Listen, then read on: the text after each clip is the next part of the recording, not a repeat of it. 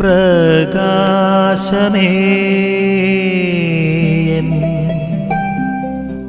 മിഴി തുറക്കുക വേഗം.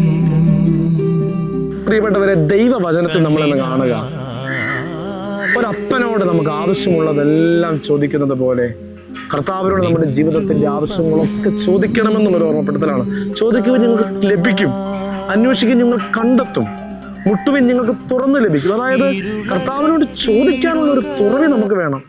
എത്ര സ്വാതന്ത്ര്യമുണ്ടോ അതിനനുസരിച്ചായിരിക്കും നമ്മുടെ ചോദ്യം.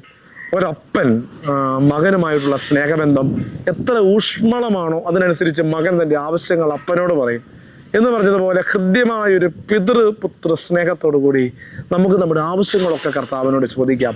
അത്യാഗ്രഹങ്ങളുടെ ചോദ്യത്തെക്കുറിച്ചല്ല ഞാൻ പറയുക. അതേസമയം നമ്മുടെ ആവശ്യങ്ങളൊക്കെ ദൈവസന്നിധി ചോദിക്കുന്ന ഒരു വലിയൊരു പിതൃ സ്നേഹത്തിൻ്റെ വക്താക്കളായി മാറാൻ വേണ്ടി നമുക്ക് പരിശ്രമിക്കാം. കർത്താവ് എപ്പോഴും നമ്മുടെ ആവശ്യങ്ങളുടെ മുമ്പിൽ മനസ്സ് തുറന്ന് ഹൃദയം തുറന്ന് കാത്തിരിക്കുന്ന വ്യക്തിയാണ്. അതുകൊണ്ട് നമുക്കൊരു ചോദിക്കാനുള്ള മനസ്സിന് വേണ്ടി നമുക്ക് പ്രാർത്ഥിക്കാം. ഈ ഭൂമിയിലെ ഭൗതിക സാഹചര്യങ്ങളെ കുറിച്ച് ചോദിക്കണമെന്നല്ല ഞാൻ ഉദ്ദേശിക്കുക.